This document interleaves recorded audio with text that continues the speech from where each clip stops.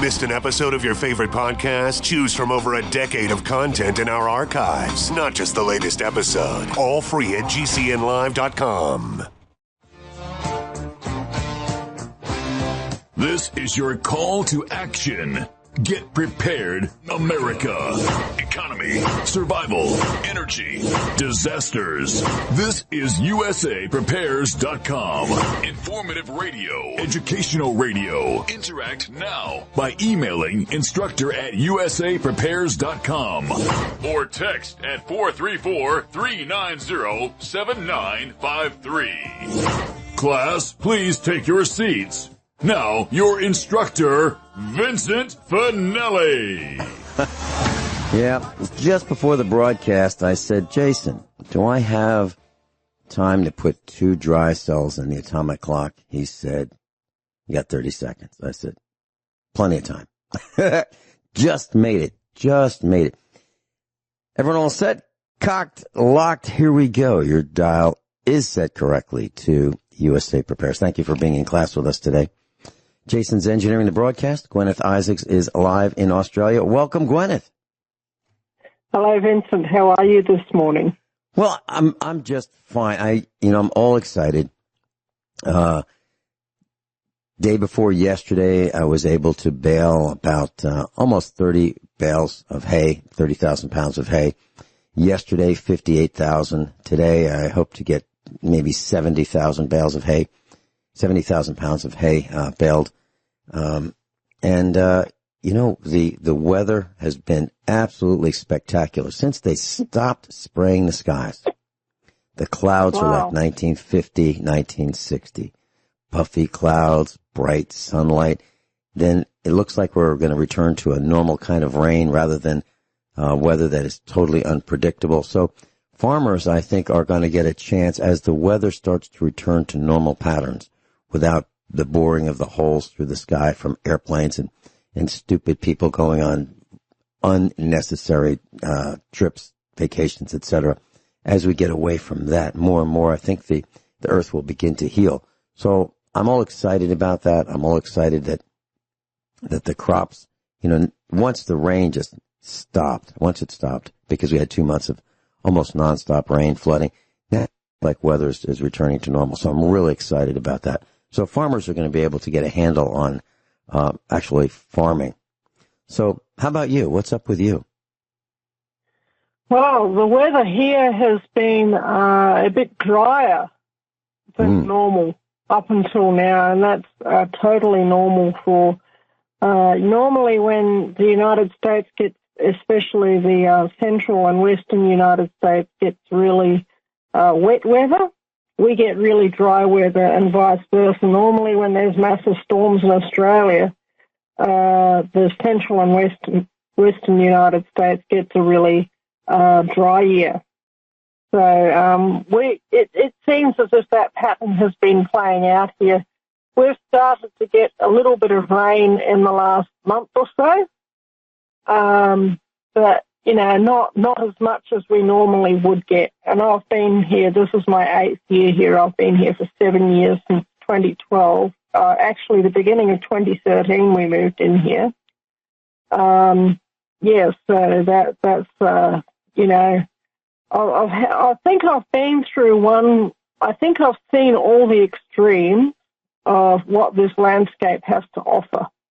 So we've had a few bushfires, not on this land, but within probably a reasonable distance of this land. And we've had massive floods, and we've had some of the driest years that have been in this area on record, apparently. So we've had a pretty good, mix of everything. But this year it just seems to be, a bit of rain, but not too much to make the paddocks boggy, is what we've been having here for weather. But, it's the social issues that are happening are just absolutely crazy. People are literally going insane. I'm not even kidding. And here in Australia, we're beginning to notice some effect. I was in Aldi yesterday.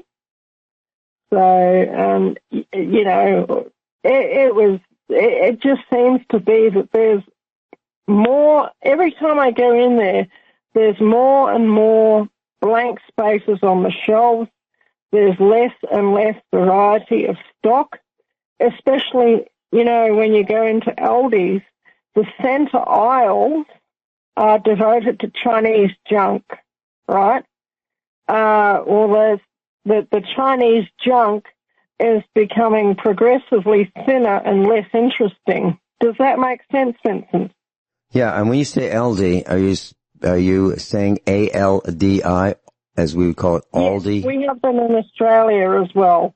Uh-huh. So it's the same business model from what I can see. Yeah, and it is a corporation, but it's owned by a family. So it's you can't buy stock in Aldi, ALDI, and it's a German outfit, and they are the only company that Walmart cannot outcompete. They can't do it. Aldi in the United States, right? Aldi is run by an entire store, which is a supermarket, might have 5 employees working, you know, simultaneously. That's it. A manager and 4 workers. And they hustle. I mean, they are running at full speed all the time. You can get in and out of an Aldi's faster than you can any other store. You can go through the checkout at Aldi's faster than any other store.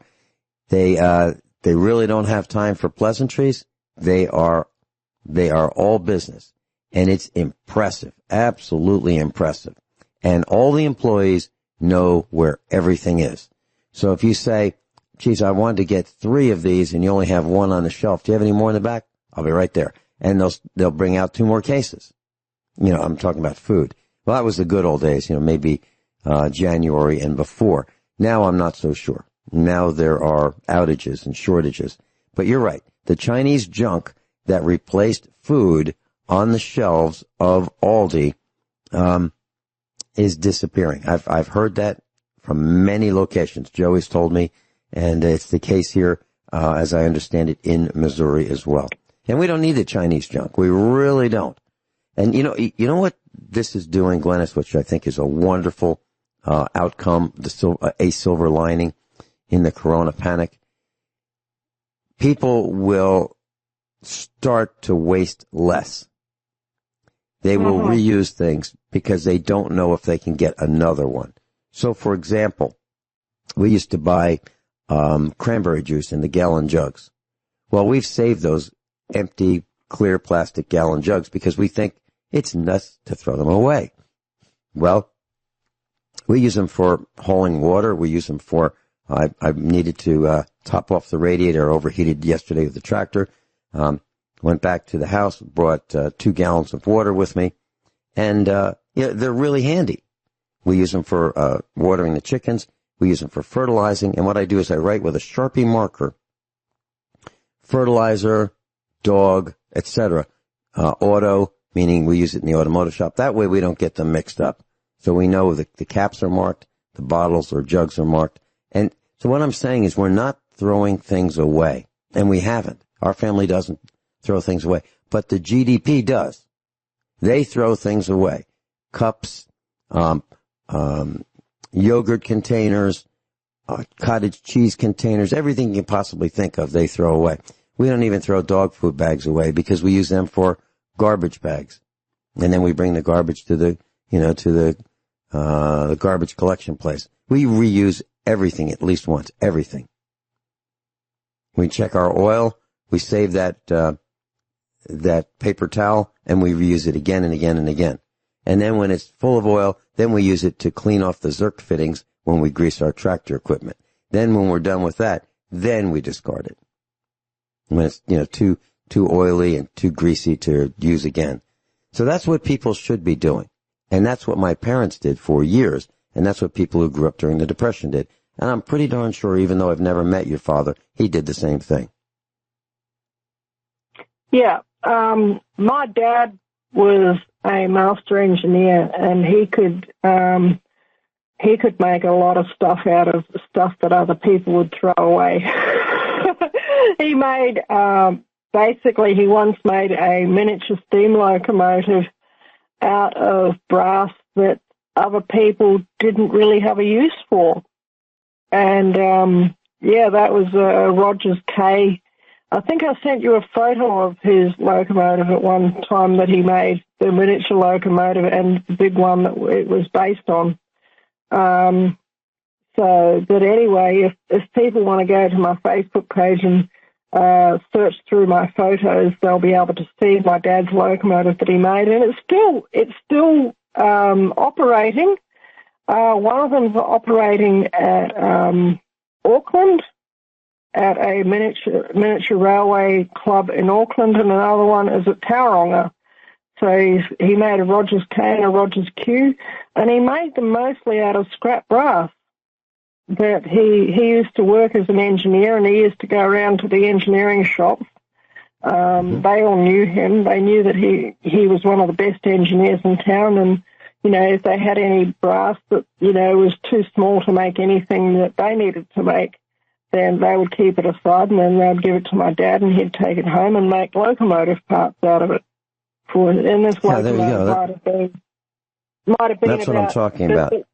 Yeah, that's right. Well, that's what he used to do. And but Mum grew up in a poor family during the Great Depression, and she was born. Oh gosh, when was she born? 1932, and her family was in dire poverty when she was born, and she was born low birth weight. And when she was 4, they moved to Geraldton. They walked off their farm and they moved to a suburban house in Geraldton and in West Australia, and things began to get better for them from that time because Pop, that was my grandfather, got a job on the railways as a signalman. And he was also an engineer as well. But this people didn't waste anything. And so my mum was brought up with not wasting anything. She used to can, and Mum and Dad both used to grow vegetables. They, before I was born, they had a farm, and they used to be market gardeners. And they also, at another time, had a chicken farm where they had about 3,000 layer hens at one time. And at another time, they had a dog boarding kennels. And Dad discovered that dog droppings are a very excellent rose fertilizer. So he got into growing, just for his own enjoyment, not to sell, he got into growing roses. And when I was a little girl, all the fence lines around our place, they all had rose bushes growing around all the fence lines of our suburban block that I was living on when I grew up. They'd sold the farm, they bought a house in the suburbs, and Dad planted roses all around the boundary, and by the time I was about 10 years old, he had about 30 or 40 rose bushes around the boundary of the property. And he trained the dogs to defecate under the rose bushes and to urinate on the rose bushes. And we had the best looking rose bushes that you've ever seen. Now, that's the thing of not wasting anything. And to this day, I use dog manure on my trees as a fertilizer, and it's an excellent fertilizer for fruit trees, rose bushes, you name it. There you go, class. So you can't even waste dog poop or dog urine. We'll be right back. Guineith Isaacs, live in Australia. Guineith Isaacs is with us. Guineith, what do you have for us today? What was that, sorry? What do you have for us today? Okay, what I would like to discuss is what is happening in the Chaz or CHOP autonomous region, because I think that that's very, very concerning. Basically, what we're looking at here is the very first stages of a communist revolution. This is basically exactly what happens every time that there is a communist revolution anywhere in the world, and they operate according to a playbook. They're not very smart. They have their controllers at the top, and the controllers tell their people what to do, and they tell their people that they're not allowed to talk to anyone, and they go and they establish an autonomous zone or an autonomous region, and really it's a bunch of gangster thugs at the top who are controlling everything. And this is how this is going down. And then they get into ripping down statues and burning books. These are all key indicators for what you're looking at as a communist revolution. And I believe that that is exactly what is happening in Seattle at the moment, on the Capitol Hill. Okay? And it's very, very concerning, because if this spreads, okay, you could look at something like the establishment of a socialist republic in the United States, because this is exactly how it went down in Moscow back in the day. I think it was about 1917, 1918. There was a bunch of, they're basically gangster thugs, and they set up an autonomous zone in the middle of Moscow. And from there, they established a power base of intimidation and thuggery and violence, to the point of where the police, or whatever they had, 4 police at that time, were afraid to go in there. And they established their power base from there to the point where they were able to basically walk in and arrest the royal family in Russia, and then ultimately assassinate the royal family in Russia. And I've been warning about this for a long time. And, with regards to the blue team, they've really done this to themselves. Okay? They have not been honourable people, from what I've been researching in Seattle for very many years. And from the research that I did, there was a documentary that was made in 2018. It's on YouTube. It's called Seattle is Dying. Okay? And in this documentary, they uncover police records that show that in about 2 years, that, oh my gosh, how many? 3,500 violent criminal offences were committed in the Seattle area, in the Seattle municipality. And do you know how many criminals were involved in committing these 3,500 criminal offences, Vincent? Let's hear it. 100. Mm-hmm. Only 100 criminals. And most of them, in fact, pretty well 100% of them were drug addicts, and a high proportion of them were mentally ill. And I actually wrote on the comments section, in Seattle is Dying. I don't know if the comment's still there because YouTube's been purging comments. But I wrote, this is the easiest problem in the world to solve, because all you need to do is build a 200-bed hospital in Seattle for the criminally insane. And when these people come across the blue team's radar, they need to, for doing something violent, they need to arrest them. They need to give them the choice of a life in Supermax or treatment in this hospital for the criminally insane. So at the bottom of the hour, we just heard the news about Pacific Gas and Electric. They pled guilty to 84 counts of involuntary manslaughter. That means at least 84 people were killed as a result of negligence by Pacific Gas and Electric.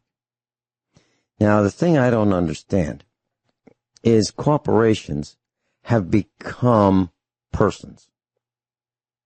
Corporations have become persons. Now, it used to be that a corporation was formed to do something like build a bridge. or build a railroad. And now, recently, corporations have some of the same rights as people, which makes no sense to me. A corporation is a thing, not a person. But since the Supreme Court has decided that corporations have some of the rights of people, then why don't we apply those rights and responsibilities to corporations? So, for example, in the case of Pacific Gas and Electric, since they were involved in the manslaughter or murder of 84 people, why are not the board of directors and the CEO and all the vice presidents of Pacific Gas and Electric in the Huskow right now being charged with manslaughter? Why not? Why are the police departments who are part of the corporation of the cities like Seattle and the police departments in Minneapolis, Minnesota, and others, why are those corporations not treating the people who have murdered we the people, we the villagers? Why haven't they been treated the same as people, since they are corporations and since they've murdered people? Meaning the corporations have murdered people. Why aren't the police who shoot people in the back charged with murder the same as other people would be charged with murder immediately? So why is it what? I heard on another radio broadcast, one of the broadcasters, I listened to a small number of other broadcasts. Okay, I'm not going to mention which broadcast it is, but the broadcaster let slip a vital piece of information today. He'd done his research, and he said the blue team in Seattle, okay, have for many years had liability protection from the municipality. They have had diplomatic immunity from the municipality in Seattle. And there were people in these protests saying that this liability protection or diplomatic immunity was a problem and that it should be removed. And this broadcaster on this other broadcast was actually arguing that the diplomatic immunity should not be removed, that the people should not be allowed to sue the police because the police would become frightened of doing anything for fear of being sued down the track.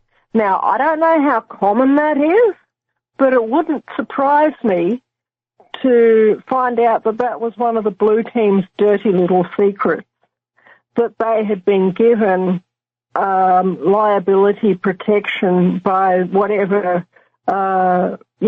group of thugs happened to be in government at the time. Yeah, that's all over. That is happening all over. And aren't they? Yes, and that's why. Protection, aren't they? That's exactly why when George Floyd was murdered in broad daylight on camera in front of witnesses, they didn't charge the 4 police immediately. They didn't arrest the 4 police immediately. And they said, this is going to be difficult to prove that this was murder. And the reason is because the police have a policy. They have been trained to use extreme force against we the villagers. They've been trained this way. So because they've been trained this way, and because it's in their policy book to say, yeah, you can do all these horrible, heinous things, that's how they get away with it. Because they've given themselves the right to beat us up with immunity. Now, there are several things that the police absolutely fear. One of them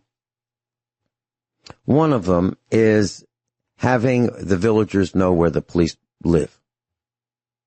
The police individually do not want the people in their area to know where they live. Why is that? Why are they afraid? If they're so proud of what they're doing and helping protect and serve us, why would they not want us to know where they live?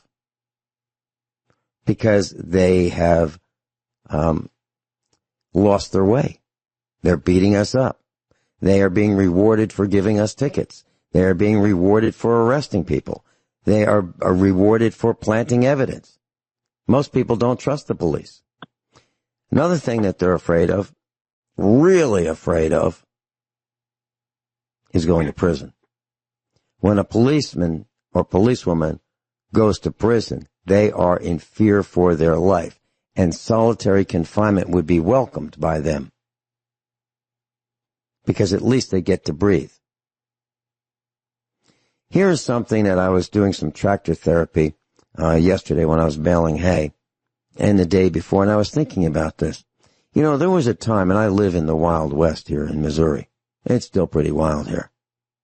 And it used to be that wanted posters or a wanted sign was produced by the government to let people know, the public at large know, that there is someone who the authorities wanted to apprehend. And it might say $10,000 reward for the murderer of, or it might say wanted dead or alive back in the 1800s. And these kinds of posters, at least the last time I went to the post office, were still there. You know, the federal government would have wanted posters in the post office for, you know, their top criminals or alleged criminals. When the protesters start putting wanted posters up for the people that they think are criminals, that's going to be a game changer. I think it's coming. Now, if I thought of it, you know, just riding around on the tractor, I'm sure a lot of people way smarter than I am have figured this out. So imagine what's going to happen next when wanted posters are distributed in cities with, the mayor's picture, the police who have murdered people, their pictures. Imagine what's going to happen when wanted posters are nailed to trees and telephone poles and power poles and every place else. I'm not advocating it. I'm just saying, imagine that. Because the villagers haven't done that. Only the authorities, only the governments have done that. But what's happening is the people are saying, you want to beat us up? We're not taking it. You want to arrest us? We're not taking it. And people are becoming more violent. Guineith, any comments about wanted posters? Yeah, I could think of a few people that would qualify for having their names on wanted posters. Okay, the thing is, the police, they whinge and moan and complain. They say they're just trying to do their job. They think they're trying to do the right thing. Blah blah blah. That's absolutely not true. They have been running an extortion racket for many, many years. They have been running child kidnapping rings. They have been running, regular kidnapping rings. They're being basically acting like a bunch of really, really violent gangster thugs for many, many years. And they are trying to make out that they're the good people, that they're the ones who are maintaining law and order, and that we ought to feel sorry for them, protect them, support them, pray for them, etc., etc., etc., etc. And then they get upset because we won't do it. We won't back them up. And the reason why we won't back them up is because they have shown over and over again that they're nothing but a gang of violent thugs. And then on the other side, you've got their Antifa BLM crowd. And I want to say, I am absolutely not in favor of BLM and Antifa, okay? I think that they are really, really evil people. I said last week on the broadcast they're actually funded by George Soros and his organization, Open Society, and his other network of front groups. That's who is funding Black Lives Matter and Antifa on record. They don't even try and hide it these days, you know. But the reason why these people are getting a toehold is because what they're saying is actually true. That the police are violent thugs. But they're not just violent thugs to black people, they're violent thugs to everybody. And I personally have been, you know, on the receiving end of their, you know, violent threats and intimidation. They've never succeeded in physically harming me. They have tried to physically harm me, and they've never ever succeeded in physically harming me. But that's more to do with the intervention of God's angels than, you know, any lack of intention on their part. Because oh my gosh, these people, they are evil. They are really, around here, there are no good cops. There is no one to call now. Okay? Uh-huh. And so what the ordinary people who are fed up with the police and who don't want to have anything to do with Antifa and BLM, I can tell you exactly what you need to do right now, and that is that you need to get prepared to defend you and yours from these Antifa and BLM thugs when they attempt to come through and try and claim that they are now the blue team, which is what they're going to do. You have got to be prepared to stand with the use of force to protect yourself and your family and your property and all that you know and love. And I can't tell you how to do that because I don't know your individual circumstances, and I wouldn't tell you what to do even if I did know your individual circumstances. And I don't, you know, advocate violence, but I do advocate self-defense. And you have to defend yourself, and you have to defend your family. You have to maybe defend your friends and your life and your property. Because if not, these people will come down on you like a ton of bricks, and they will destroy you and all that you have, BLM and Antifa. So you need to get ready now for what is coming. Yeah, class, to make it very clear, we are not advocating violence, only defending yourselves. Guineith Isaacs is with us. Years ago, I was outside with our son, and right by the house, working on equipment right outside. And a former cop showed up at the house. I knew this guy. He just showed up. We have a long driveway. There's no name on the mailbox that says who we are. He just showed up. And it was something that put me off, and it bothered me. It bothers me to this day.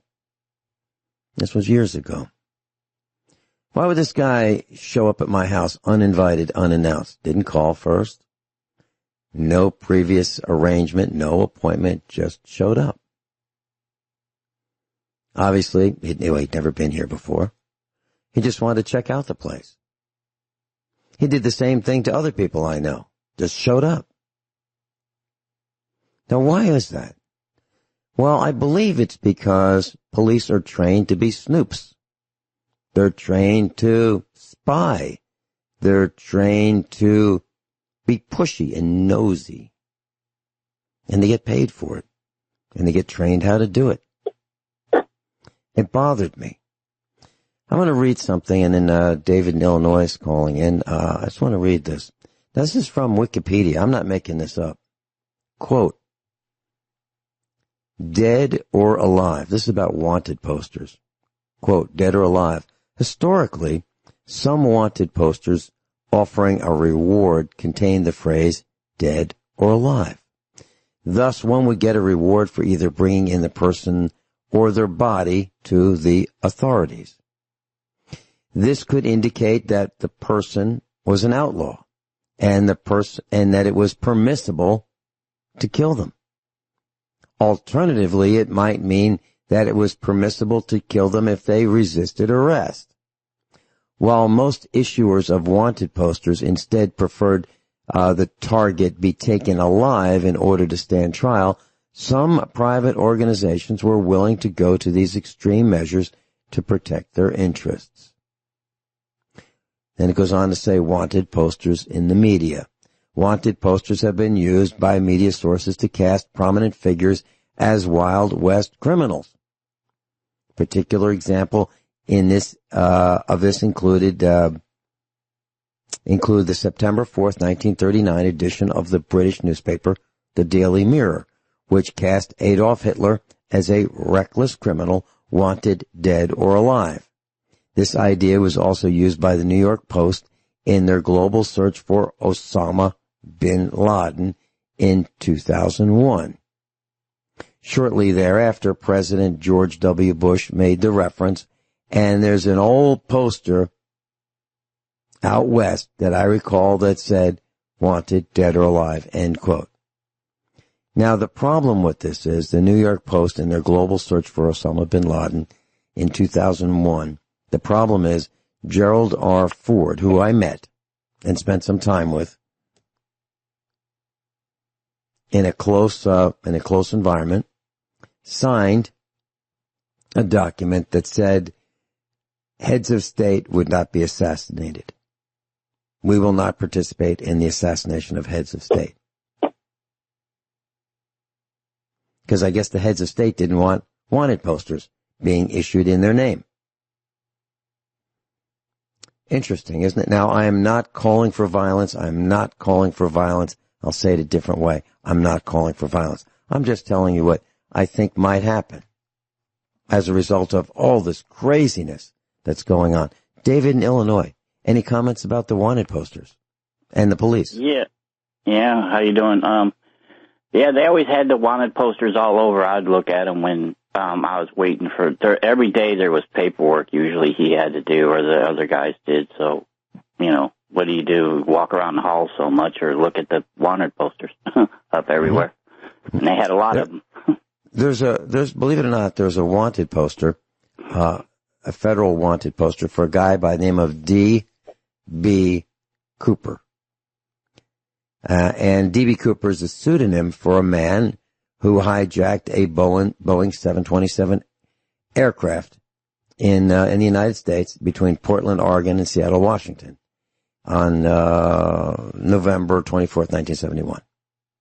So this guy allegedly hijacked an airplane, demanded ransom, and they were going to arrest him when the airplane landed. But he jumped out of the airplane with the money. And he and the money allegedly have never been found. That's D.B. Cooper. Well, I found that so fascinating. Sometimes you need to name your animals. What do you call your dog? Brownie, Blackie, Spot, Whitey? What do you call your princess? Prince?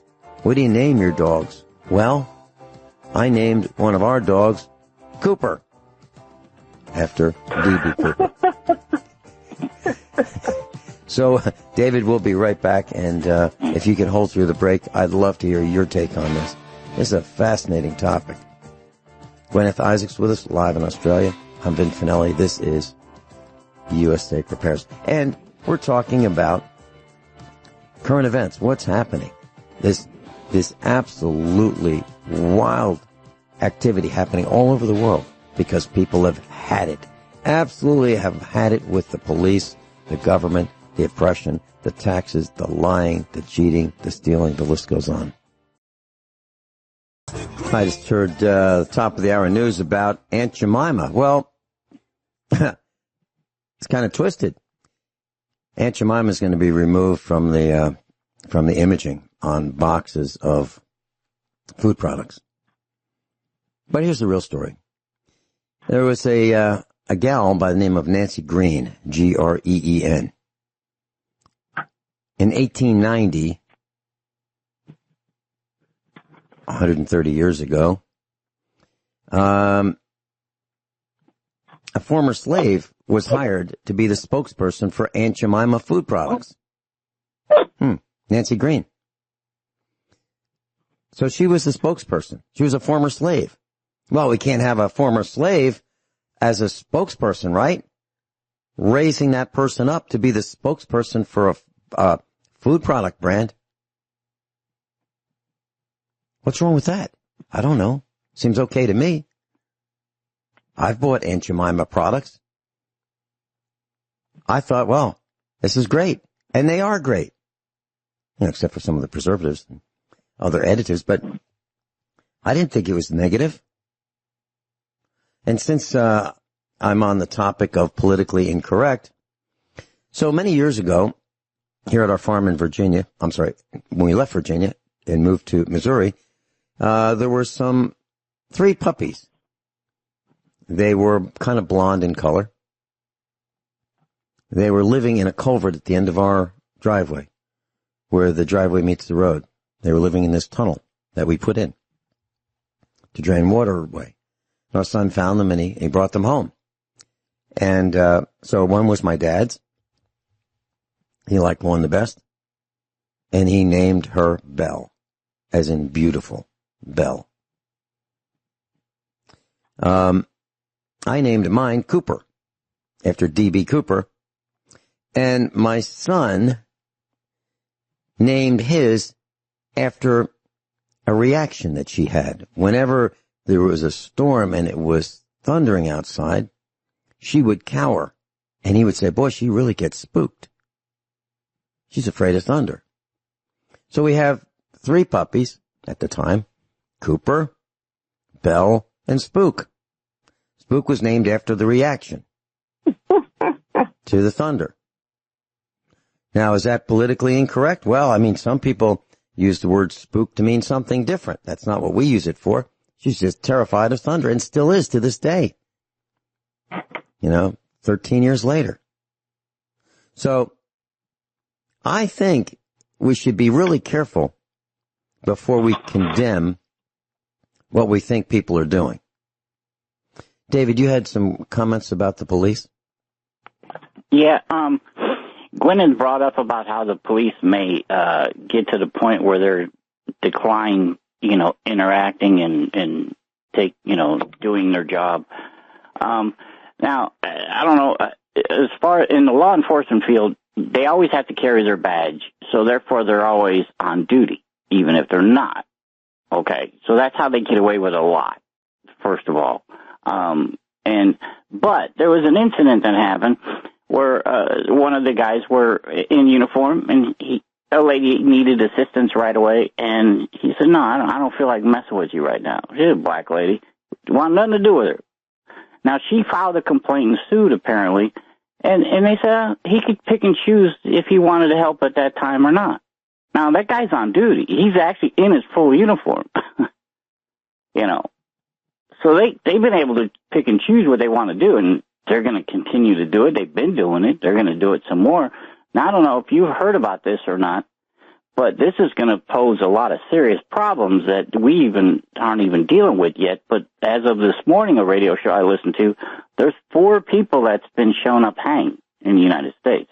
Now, some of them may say was suicide, but the others are saying all of them may not be suicide. Now, okay, that made the news. That made the news several days ago. Yeah, but there was some more this morning. Yes. Now there's 4. I heard the other day there was just a couple in California. Now there's one in New York. There's one in Texas.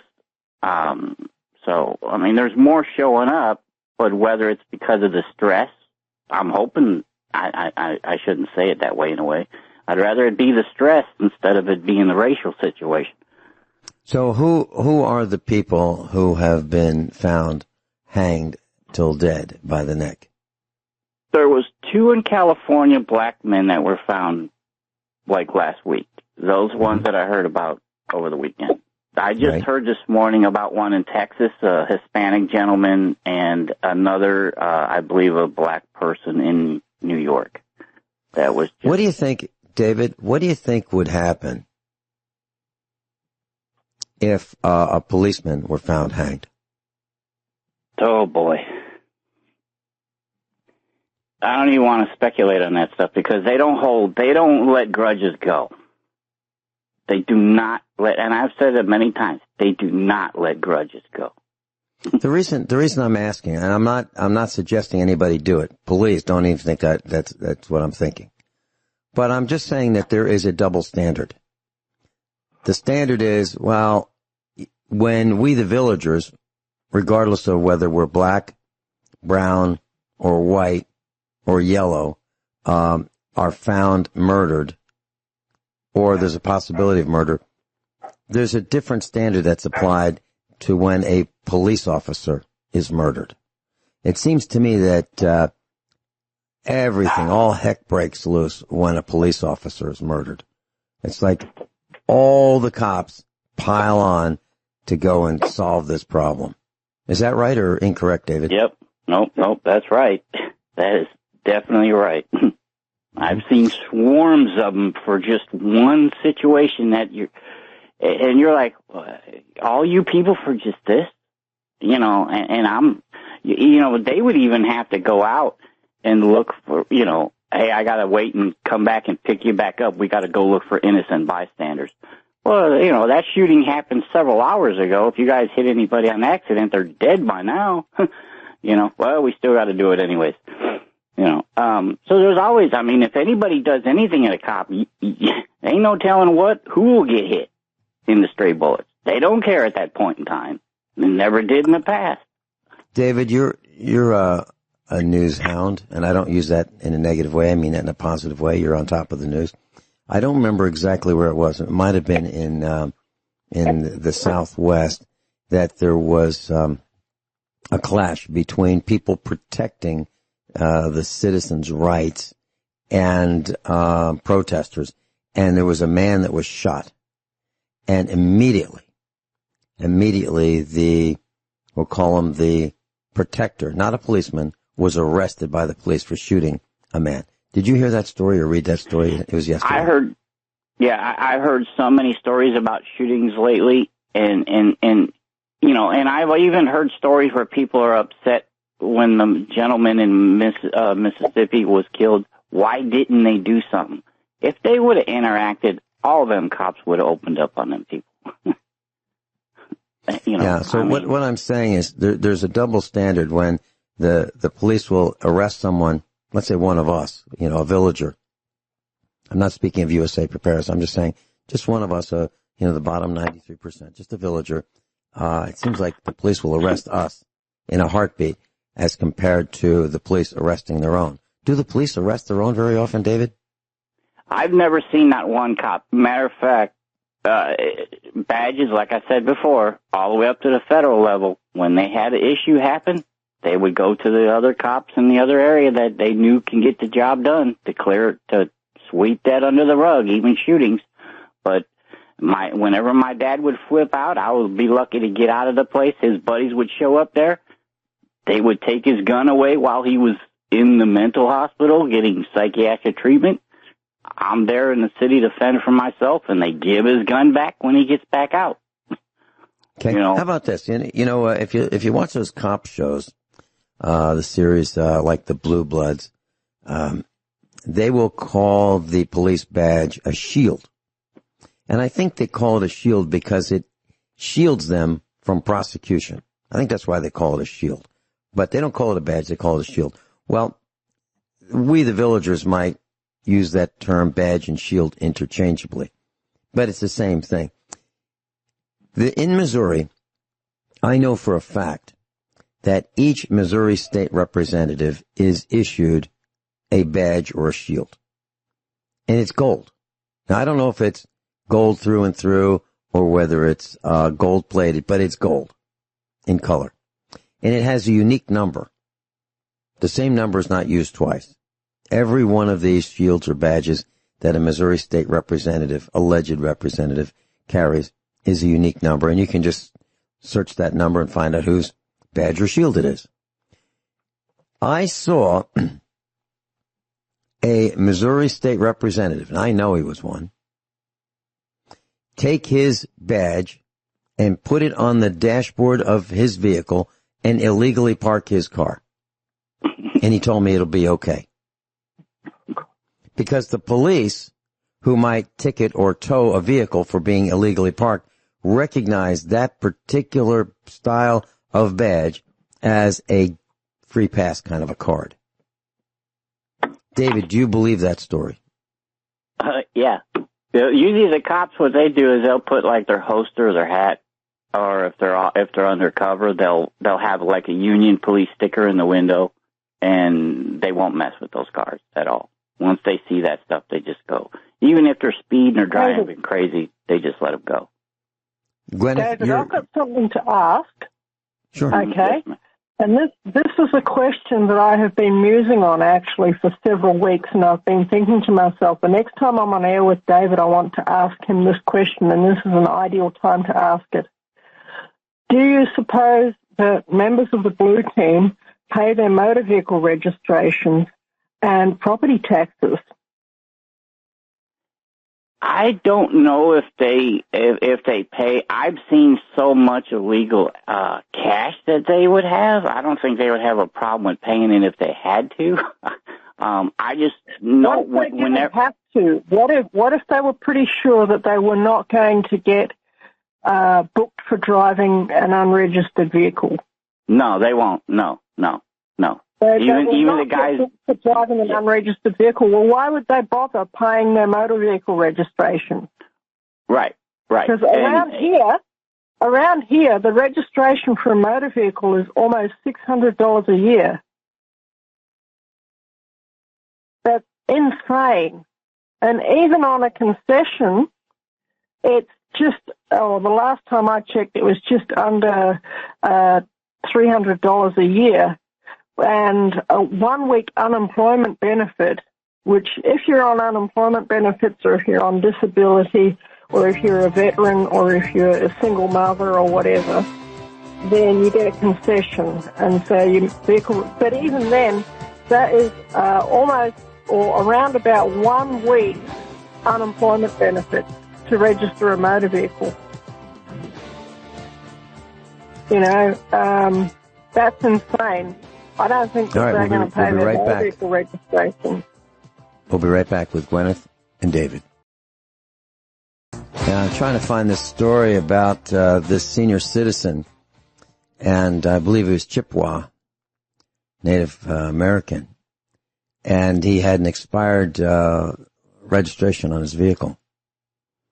And within like a second, there were two cops. One cop was talking to him. The other did a flying leap, landed on him, threw him down to the ground in like a second, literally. And then while he was down, punched him in the face, black and blue face. Absolute police brutality. It's everywhere. Now, does an expired registration on a vehicle warrant that kind of a treatment? I don't think so. Absolutely. Here's a question. No, so. Here's a question for you. Does a failure to appear in court, does that allow you to lose your life? Yeah.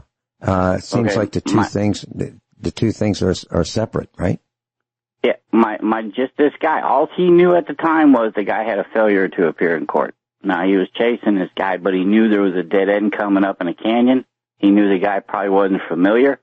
So he speeded up, forcibly crashed the guy and killed the guy, and then laughed at him while he was dying. And that's crazy. Failure to appear in court, that's it. It could have been for anything. Trivial. Anything. But to sit there and watch him die is even worse. I mean, that's even a whole different situation there. I know a young man who happened to be, this is a couple of years ago, happened to be in a police car with a guy he thought was his friend. He thought this local cop was his friend. And the local cop was running an errand, a personal errand. And so they were on the interstate speeding. And the way the story was told to me, and I absolutely believe the story, was the cop said, you know why I'm speeding? Because I can. Because I can. David, does that sound foreign to you? No, that's an everyday occurrence. We would live in the suburbs of Hyde Park. His station area was Hyde Park, where Obama was from. And It would take us about 45 minutes to get back home, and every night he would be racing with the state troopers. And now, mind you, he's already been drinking all day and on duty, and then he's off. And like I would just put the seat back, and I didn't want to see it coming. The guy, whenever they would stop him, if he got too out of control, or his buddies, they would just show their badges and they'd just go on their way and let them go on their way, racing all over the place, almost hitting people. Those are scary rides. Okay, so what we're talking about, class, is there's two sets of rules. There's a set of rules for the lawmakers combined with the law enforcers, and then there's the other set of rules for us. And that's why there is protest across the globe, and that's why there is rioting across the globe. The bottom 93% has had it. Absolutely has had it.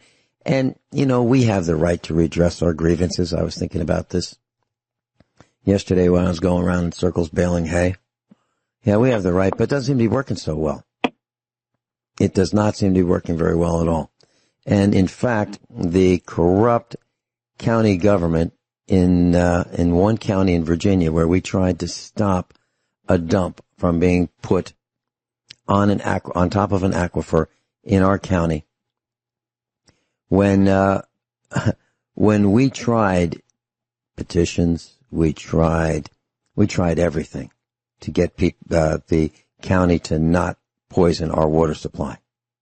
But they had been involved with the land purchase and the land transfer, so they were going to financially gain from this. We believe that all to be true. Well, we tried everything. Meetings, we tried petitions, we tried going to their meetings and asking them not to do it. Nothing worked. Nothing. Going on the radio, I was on the radio exposing what these guys were trying to do. Nothing worked. The only time that it seemed to get their attention was when they felt threatened. They felt threatened because the people sent them letters saying you're fired and pointed at them when they saw these county thugs in public, and they'd stop in front of the houses and pointed at them. Only time that the people's will was served. That's the only time. But nothing else worked. We'll be right back. But so, 30 minutes prior, we discussed Aunt Jemima. In 1890, the former slave Nancy Green was hired to be the spokesperson for Aunt Jemima Foods. We said that. 30 minutes later, USA News catches up to USA Prepares and says the same thing that we just said 30 minutes earlier. You heard it. Yes? Yep. Here's the thing. We keep hearing all about how they want the politicians are talking about defunding police departments. Okay. If they don't do nothing with civil forfeitures, it's not going to make them a whole lot of difference, because they're just going to go after all that money in their pockets if nobody's going to stop the people in blue from doing that. David, tell our class, please, what civil forfeitures are. Civil forfeitures is anything. Well, it was originally designed to deal with the drugs and the illegal activity for your big drug lords to take their assets when they get caught. That's what it was originally for, the way it was always explained to me younger. But then it went to everybody. I mean, it's anybody going down the highways, it's the expressways.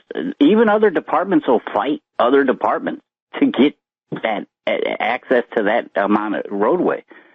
And they'll ask you if you have money, if you have cash. Oh, okay, I think, let me see your wallet. You may not need that cash. We think you're going to do something wrong or negative with that. We're going to take it. And it's up to your right to prove it's yours and you have it legally and what you're not going to do anything illegally with it. Well, that's a lot of lawyer costs. So they know they're pretty much, but it's not just they will confiscate vehicles, property, anything. Anything now. It's just anything. Yeah, and that's how I believe that's how all of these neat, brand new tools are being paid for, like the police cars and the radar guns, et cetera, et cetera, et cetera. Through How about a Zamboni? Tell us about that. Well, I was listening to, actually, I think this was in Missouri. I was listening to, watching a hearing about civil forfeitures, and they said, well, what do you do with your money? Well, they bought a margarita machine and a Zamboni. The police bought a Zamboni. I mean, what does that have to do with law enforcement? Either one of them. Okay, as part of the bottom 93%, that makes my blood boil. How about you, Guineith? I don't know what a Zamboni is, but I'm sure that it's something that's got nothing whatsoever to do with police work.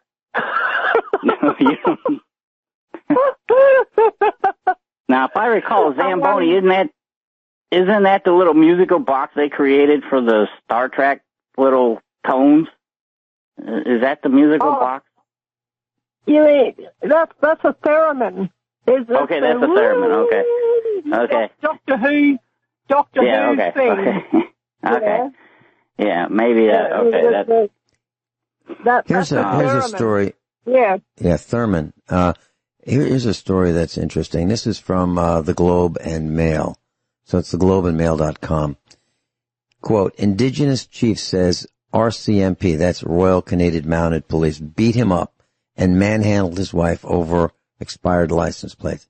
That was the thing, that was the story I was telling you. So Chief Adam, who was recently reelected to a third term, and he lives, let's see, he is with the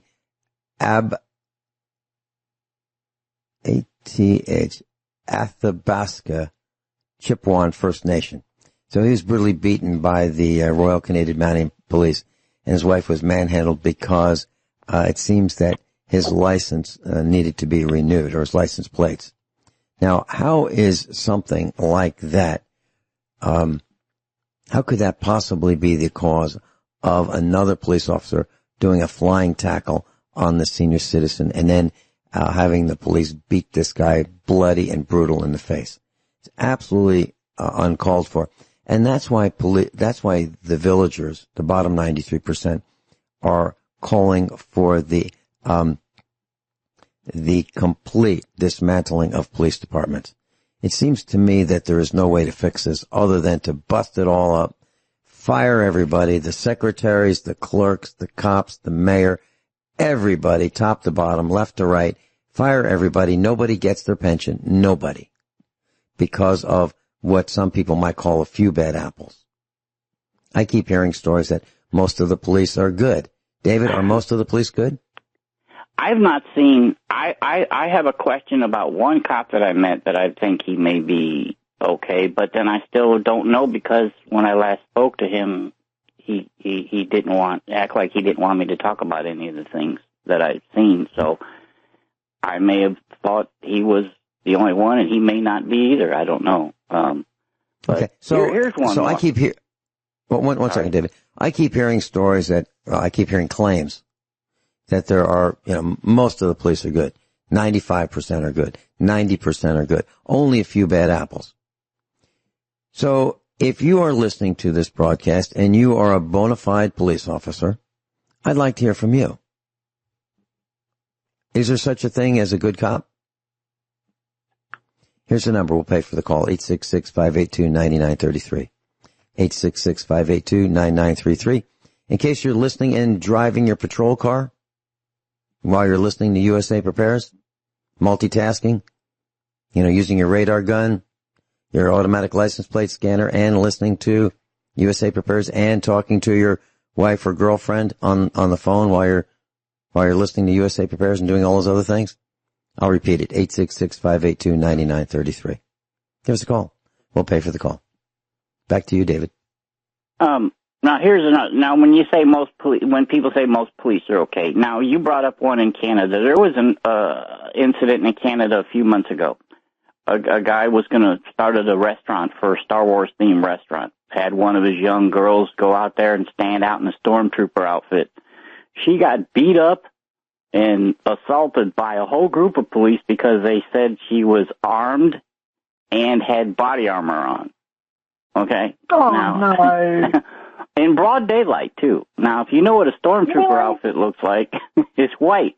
Okay? I mean, it's not armor. Oh, my God. And, yeah, they beat her up. David, let me ask you this question. Here's an interesting question. So the cops that, Derek Chauvin, who murdered George Floyd, he was charged with assault. Now, this other people who, the villagers, when they are suspected of hurting someone, they're charged with battery. Now, my understanding is assault is, someone yelling at someone threatening someone. That's an assault. Battery is when you take out the stick or you start swinging. Or you take out a weapon. So battering would be like, using a baseball bat kind of battering. That would be a battery. Assault would be yelling and screaming. And sometimes when a person threatens someone verbally and then hurts that person physically, that would be assault and battery. David, am I correct or incorrect? I'm pretty sure that's correct. I get a little mixed up on some of the ones, but I'm pretty sure you're right. Now, the reason why they don't go after, they try to nickel-dime the police activity down from charging them. If they get a felony, then they're not supposed to be carrying a weapon in the first place. So they want to make sure they don't get over that felony conviction situation. Now, here's the other thing. A lot of these cases that we're seeing with this violence, none of those officers have went to court yet. None of them have been to court yet. So, don't be surprised if we're here again because somebody says, hey, this guy only gets 18 months, and then we're going to give him so many months of good time served, and then we're going to send him home with a bracelet instead. So don't be surprised if that stuff happens, because that happens all the time. Okay, so Guineith has said over the years, for many years, that she gets roughed up by the police. And the stories that I'm reading are that some of these cops have been on the force. Wonder why they call it a police force. I think I know why. I think I know why they call it a police force. They used some to of be these peace cops, officers. Yeah, now it's force. 6 years with 12 incidents of police brutality. 12, that's like every 6 months. For a guy who's been on the force for 6 years. But yet, these guys are still on the force. Whose fault is that? Is that the mayor's fault? Is that the police chief's fault? Is that the captain's? Is it the lieutenant's? Or is it everybody's? David? I think it's a little bit of everybody, but the other thing is even if the mayor or a judge tells, if the captain or the chief has more power, they're going to listen to him. He's the guy in charge. They are going to listen to him no matter what the courts say or anybody else. Is the chief of police the highest paid person in most cities? Other than, let's say, they're paid pretty good. I don't know. I mean, I've seen years ago, heard about what they got paid, and they get paid pretty good chunk of money. I mean, they're not hurting bad at all. Plus, all the expenses are paid. All your ammo, your target ammo, everything's provided for you. Your vehicle, your gas. I mean, gee whiz. But yeah, they get paid pretty damn good money. I'm sorry. I designed a computer system for a city government. It's a pretty large city on the East Coast, back around 1990. And after I was done, this took over a year to build this citywide computer system. And I was the chief consultant to do it. And when it was all done, they wanted to hire me to do the job. They wanted me to run the system that I built. I was quite flattered, but I was a farmer in Virginia. This was for another state. And so I said, thank you, I appreciate it. No. And then they offered me more and more and more and more and more and more. And finally, they offered me the second highest compensation package in the city, second only to one guy, the chief of police. And I said, I really appreciate it. Thank you very much. I'm a farmer. So what I'm saying is, I don't think that the chiefs of police are undercompensated based on my knowledge, firsthand experience. I believe they are very well compensated. And they get to pick their own costumes. 1 star, 2 stars, 3 stars, 4 stars, 5 stars. All kinds of, fruit salad all over their costumes. To me, I'll tell you. To me, it's a disgrace. Here's one for you. There was one time, now, I was directly across from the police station, and somebody else, there was a call, nobody came out, hours went by, but by gosh, they messed with one of those cops' cars, the whole precinct was out there. That's exactly what we're talking about.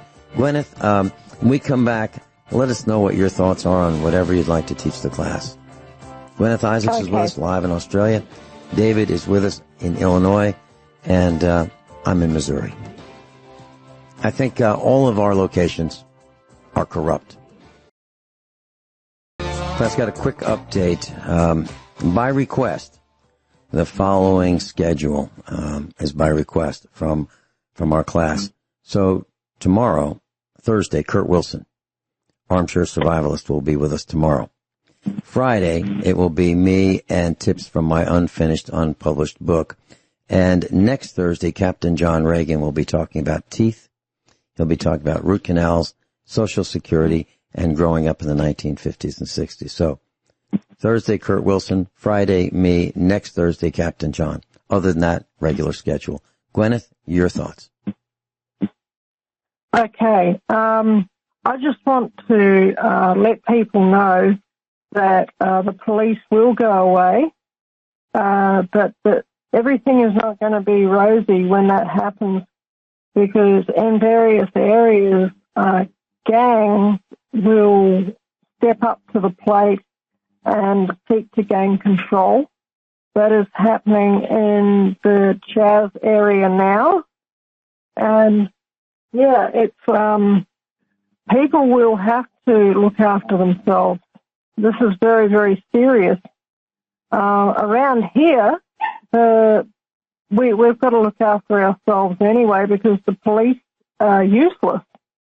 All that they're interested in is issuing tickets, because they get a cut, they get a commission from each ticket that they issue. I believe that they get a cut or a commission from each ticket that they issue. I haven't got any proof of that, but it doesn't take Einstein to work it out that that's what they do. And I've had friends who have had home invasions by violent criminals, and the police have basically told them that they'll come round in the morning. And so that's here in this district now. Okay, that's how it goes down now. That so you, like I said, we don't advocate violence, but you need to have a plan of what you will do if you have a home invasion, a robbery of your home or business, if you have a riot break out in your local area, of how you are going to respond to protect your own life and the life of your family and the life of your friend. What you're going to do if the police go away and a criminal gang steps in and tries to say, well, we're the police now, which is what is happening in the Chaz area. There's a fellow by the name of Raz, and from what I've seen, he's quite a piece of work on YouTube, okay? And he's a rapper, and some of the lyrics of his rap songs that I've heard are just flat out satanic. I don't know what this guy does for religion, but I'm just going by the lyrics of some of his rap songs. They're basically satanic chants, so it's quite amazing to see. And the locals, the ordinary people who live there, they're at their wits' end, and they are just doing what they can to protect their own area, But you've got to decide now what you're going to do if that sort of situation develops in your area, because it may well be down the track that's what happens. But the handy thing to remember is that most bullies are cowards, and if they face somebody who is prepared to stand up for themselves and is mentally prepared to really defend themselves, defend their life, and defend their property, the bully will maybe not immediately, but ultimately they will almost always back off. They may initially respond by sending even more goons around to your place. Okay? But if you maintain the attitude of you're not going to mess with me, I'm going to defend my life, my property, my family, and my friends, then usually in the end they will end up backing off because there is easier prey to be found elsewhere. And like I say, not advocating violence, but we need to have people mentally prepared to defend them and theirs. Okay, here's some food for thought. So, police reform, the president wants to do it. Mr. President, how about this? Abolish the police use of weapons of war. That'd be armored vehicles, armored trucks. Abolish the police surveillance. Abolish police immunity. Abolish SWAT teams. Abolish civil forfeiture. And abolish ticket contests. How about that, Mr. President? David, any quick comments? 10 seconds. Nope. I'll let Guineith have it, sir. Guineith, any quick comments about all those things that I suggested we abolish? I'd absolutely agree. I think we should get rid of them altogether and just have everybody arming themselves, looking after themselves, and looking after the people who are important to them. Yeah, that's the way we do it here in Missouri. That's the best answer. That's the only answer, ultimately. It works. It really does. Guineith, thank you. Thank you so much for being with us, staying up late in Australia. David, thank you for calling in. Class, above all, honesty and integrity. What happens next is up to you.